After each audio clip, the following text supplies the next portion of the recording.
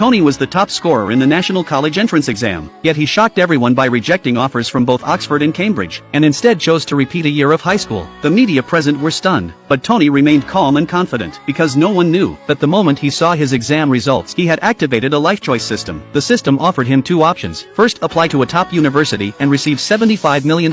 Second, repeat a year and gain the skill of perfect exam performance. Upon hearing this, Tony immediately realized that with such a skill, he could not only break score records, but also help solve major problems facing human civilization. So he chose to repeat. His decision quickly drew widespread controversy. Many mocked and doubted him, but Tony didn't care. Soon it was time for the exam again, and Tony arrived at the venue full of confidence. A rich kid laughed at him, boasting that he would defeat Tony and become the new exam king. Tony glanced at him once and said nothing. The first exam began. Most students panicked upon seeing the difficult questions, but as soon as Tony read them, the full answers formed in his mind. Within just 30 minutes, he had completed the paper and requested to submit early. The proctor thought he was giving up, while the rich kid in the back shouted mockingly, claiming Tony's early submission was just a stunt to draw attention. But Tony's true goal was to raise the difficulty of the college entrance exam, to push the boundaries of human academic potential. The proctor suddenly realized Tony was last year's top scorer and offered him another chance to stay, but Tony simply smiled and declined, then turned and walked away. The proctor said nothing more, but when she flipped open his test paper, she was utterly stunned. Then came the math exam. As soon as Tony received the paper, the answers once again flooded his mind. While others went pale at the problems, Tony had already finished. He handed in the paper in under 15 minutes, shocking both students and teachers. Many believed he had scribbled randomly. Even the proctor didn't understand the advanced formulas he had used. But Tony wasn't just taking the exam, he was pushing the limits of human intellect. On the third day, he finished both the English and science exams in record time, again submitting early. When the teachers graded his papers, they were amazed by the elegance of his essays, yet they still didn't know that Tony had used 4 different methods to solve a single math problem. Some teachers thought he was just showing off, until the English teacher read his essay and proclaimed, "He writes poetry better than Shakespeare." Everyone was left speechless. Soon it was results day. Tony's homeroom teacher harshly criticized him, saying his early submissions disrupted exam order and dragged down the class average. He demanded that Tony go on stage and apologize, but little did they know, Tony's perfect scores had drawn the attention of top education officials. One of them had even booked a private jet to come recruit him, and elite universities from around the world were already racing to offer him admission. Even the president of Tsinghua University had arrived at the school to meet him. Meanwhile, Tony was still being pressured to bow to his classmates. He calmly asked, "If I dragged your average down, shouldn't you all apologize to me instead?"